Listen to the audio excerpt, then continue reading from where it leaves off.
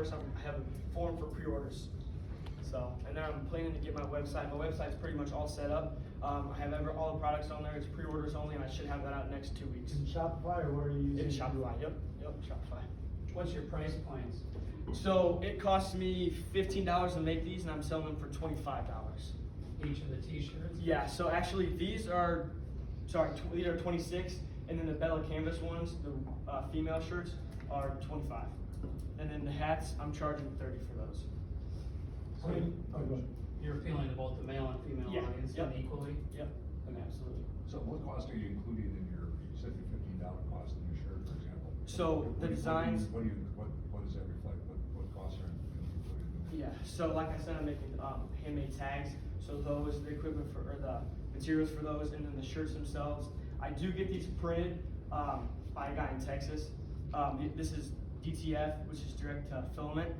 So I put on those and just add on for profit for so I bought a printing press and then a printer and just some of the other materials like where you line up to put on it and stuff like that. What would be some of the opportunities where you'd have to drive down some of your input expenses?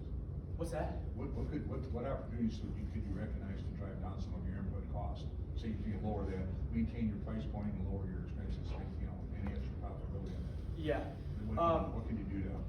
So right now with these samples, I did purchase these for full price because I bought a couple of them. But usually with these, you can purchase them in bulk, so that drives it down a little bit.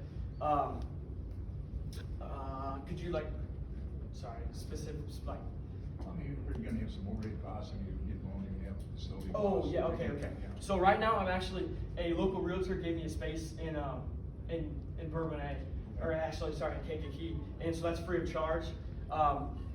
But I mean, other than my materials, I should be paying rent anywhere or stuff like that. Because after the school year, I'm going to go home, so my overhead should stay pretty consistent throughout. And what do you, any idea for a scale-up plan? I mean, you said you're doing a lot of those right now. You're doing it yourself, which is great. Yeah. But what's your vision for scale-up, and where do you see the future taking this business?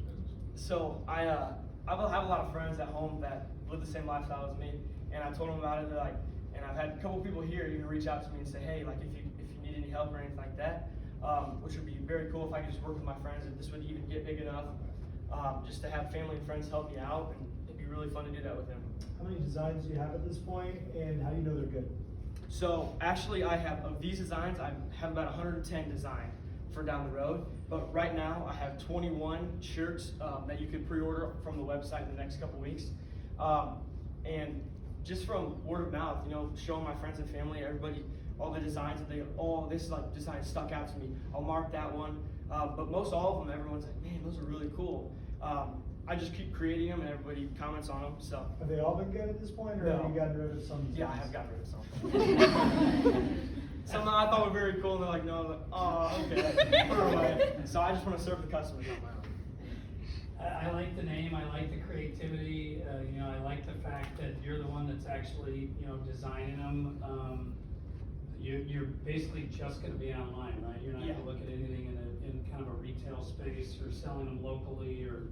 So I have thought about doing some vendors, so like rodeos or like state fair livestock shows in the summer. I could do that, just like a pop-up shop, having a table. But yeah, mostly e-commerce online. So your e-commerce sales, if you think about the extra costs, are you gonna charge customers shipping? Because $10 or $11 of margin there, that's not a whole lot, Yeah. right, to absorb? So actually I do include shipping. With So these, shipping's free? No, sorry. So I pay half the shipping and then the customer pays half of that. So I do include. That's in your $15 Yeah, cost? yep. What do you think about maybe getting shelf space in some of the retailers? Yeah, I could. Target, whatever, any of them. So I live in a really small town.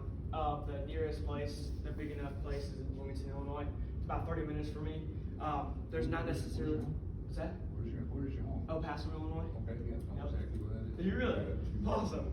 So yeah, I live there. But there's some mom and pop shops around the area, like Western stores, which would be really cool to get in contact with them. But right now, I haven't started up yet, so I got to get somewhere first. But yeah. How much paid advertising do you think you need to do before you can become successful at it? Do you have any sense of how much money that's gonna cost to figure out who your customer is and how much it's gonna take to acquire? All right, let's get it.